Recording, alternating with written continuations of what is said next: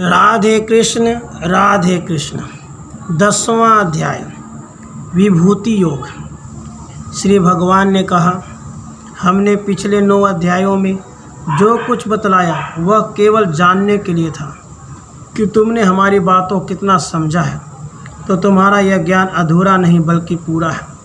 जिस प्रकार घड़े में पानी भरने से पहले थोड़ा पानी डालकर देख लिया जाता है कि कहीं वह चू तो नहीं रहा है, उसी प्रकार हमने तुम्हें पहले थोड़ा सा ही बतलाया और विश्वास हो जाने के बाद कि तुम्हें वह याद है, हमें और आगे सुनाने का विचार आया।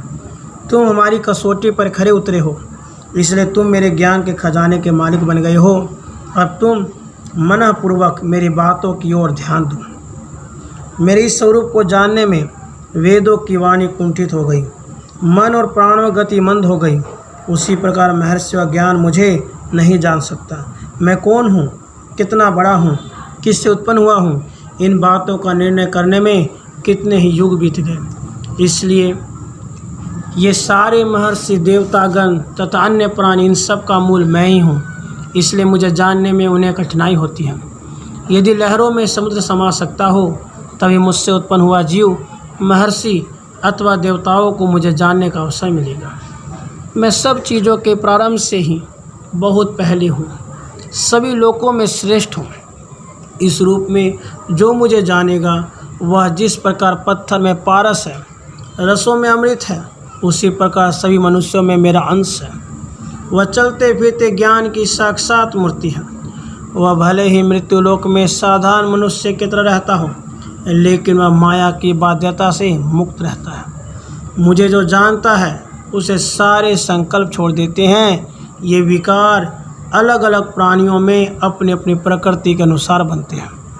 इन विकारों में पहले बुद्धि, फिर अस्मित ज्ञान, मोह का न होना, सहनशीलता, क्षमा, सत्य, फिर मनोनिग्रह, इंद्रिय निग्रह और संसार के सुख दुख, जन्म मरण, ये मेरे ही भावों से उत्पन्न होते हैं।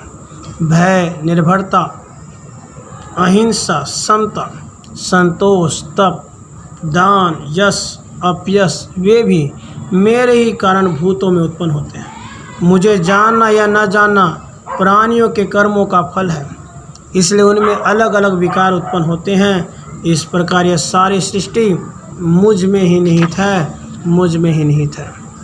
वे कश्यप आदि 7 ऋषि, जो सर्वगुणों से युक्त एवं महर्षियों में गुणी एवं ज्ञाता है, जो अन्य 7 मनु हैं, उनमें से स्वयंभू आदि जो प्रमुख 4 हैं, ऐसे ये 11 भाव सृष्टि की उत्पत्ति के लिए मेरे मन से उत्पन्न हुए हैं। इन्होंने 8 लोकपाल उत्पन्न कर उन्हें संसार में प्रमुख बनाकर रख दिया। इनसे पूर्व 5 महादुओं का समुदाय बिना कोई कार्य बिना निष्क्रिय पड़े रहे। यह सारा संसार इन्हीं की प्रजा है। इस प्रकार विश्व का यह विस्तार मेरा ही है। जिस प्रकार पूरे वृक्ष का एक ही बीज होता है, उसी प्रकार प्रारंभ में मैं एक ही था। मुझसे मन उत्पन्न हुआ, फिर उस मन से 7 ऋषि और 4 मनु उत्पन्न हुए। इनसे इंद्र आदि 8 लोकपाल उत्पन्न हुए। उन्होंने अनेक प्रकार के लोक उत्पन्न किए, फिर उनसे समस्त प्राणी उत्पन्न हुए। इस प्रकार समस्त विश्व का विस्तार मुझसे ही हुआ है।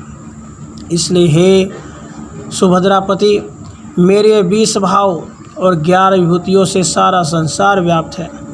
ब्रह्मदेव से लेकर चींटी पर्यंत कोई चीज़ मेरे अतिरिक्त नहीं है।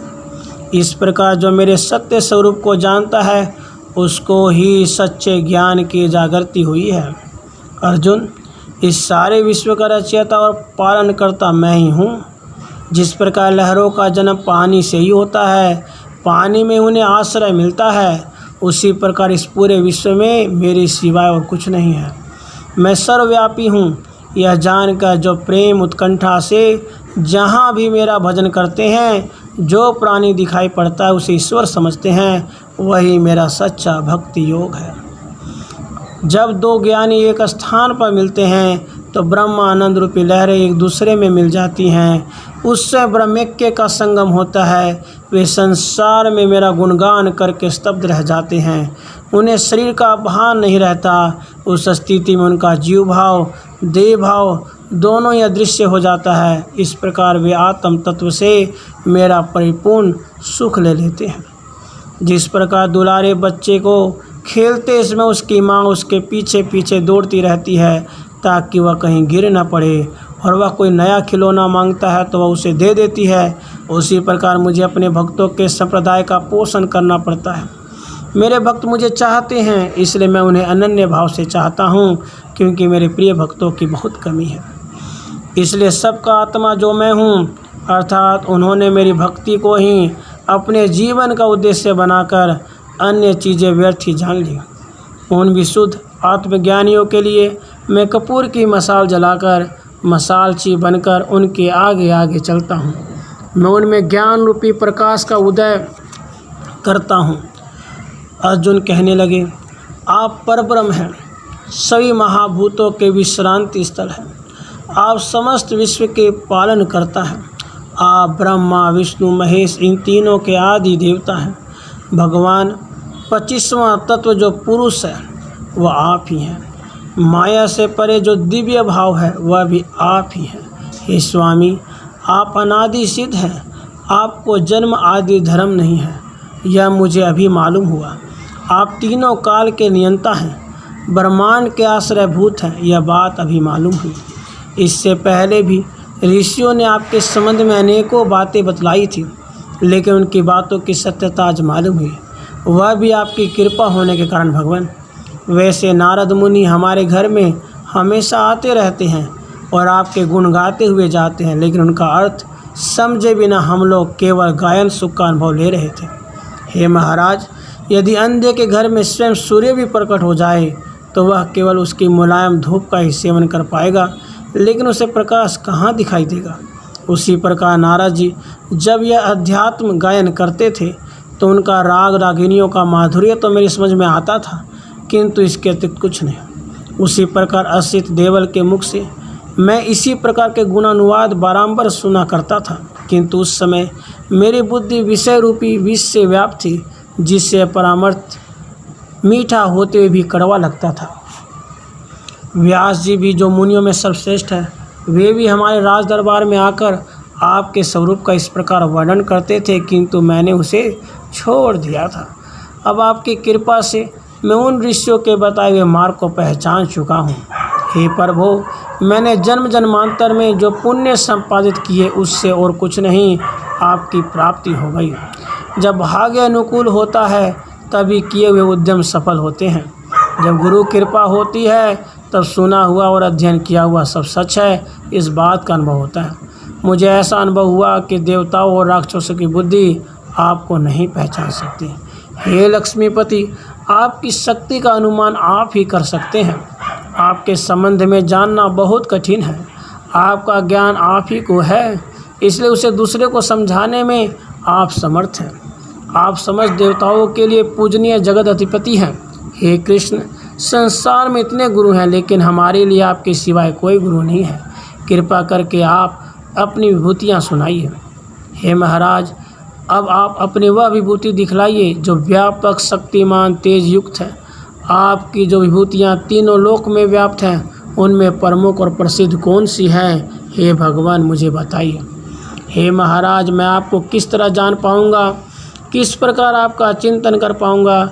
जब सब जगह आप ही आप है तो फिर चिंतन करने के लिए जगह ही कहाँ बच जाती है। जिन विभूतियों में आप हैं उन्हें जरा विस्तार से बताइए, जिससे उनका चिंतन करने में मुझे विशेष श्रम नहीं करना पड़ेगा। हे भूतपते, मैंने जिन विभूतियों के संबंध में आपसे पूछा है, कृपया उनके संबंध में बताइए। भगवान श्री कृष्ण ने कहा, हे धनुर्धर, अब मैं जो बताता हूँ उसे सुनो। मेरी विभूतियाँ अनगिनत हैं, उनकी गिनती करना असंभव है। जिस प्रकार अपने शरीर पर कितने रोम है यह गिनना संभव नहीं, उसी प्रकार मैं अपनी विभूतियाँ नहीं गिना सकता।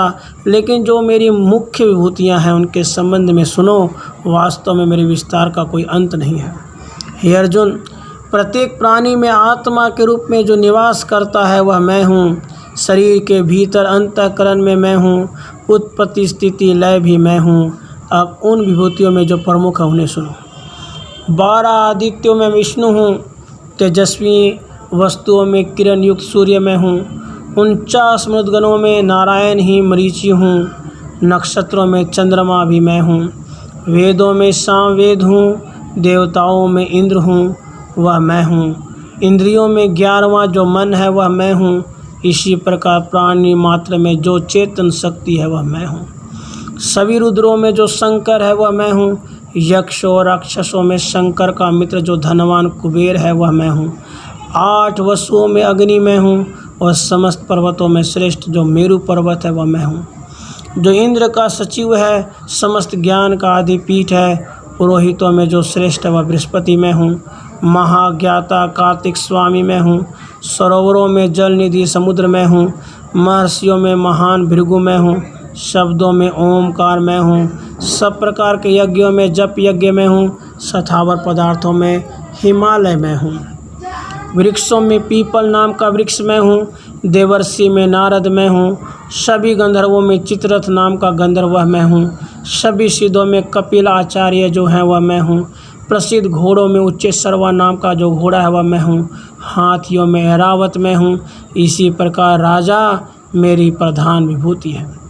इंद्र के हाथ में जो वज्र है वह मैं हूँ, गौओं में कामधेनु नाम का जो गाय है वह मैं हूँ, उत्पन्न करने वालों में जो कामदेव हो वह मैं हूँ, सर्पकुल का नायक जो वासुकी है वह मैं हूँ, नागों में जो श्रेष्ठ शेष नाग है वह मैं हूँ, जलचरों का अधिपति देवता वरुण मैं हूँ, समस्त पितरों में अर्यमा नामक जो पीतर है वह मैं हूँ, शासन करने वालों में जो यमराज है वह मैं हूँ, दैत्य कुल में जन्म लेने वाला प्रहलाद मैं हूँ, इसलिए वह दैत्यों के स्वभाव में लिप्त नहीं हुआ, नाश करने वालों में जो महाकाल है वह मैं हूँ, वन्य पशुओं में बाघ और शेर मैं हूँ, हे अर्जुन सभी पक्षियों में जो गरुड़ है वह मैं हूँ, हे धनुर्धर शस्त्रधारियों में श्री राम मैं हूँ, पवित्र करने वालों में जो वायु है वह मैं हूँ, पूंछ वाले जानवरों में मैं मगर हूँ, त्रैलोक्य की उन समस्त नदियों में प्रमुख जो गंगा है वह मैं हूँ। यदि मेरा विस्तार जानने की इच्छा है तो मुझे ही जानना होगा।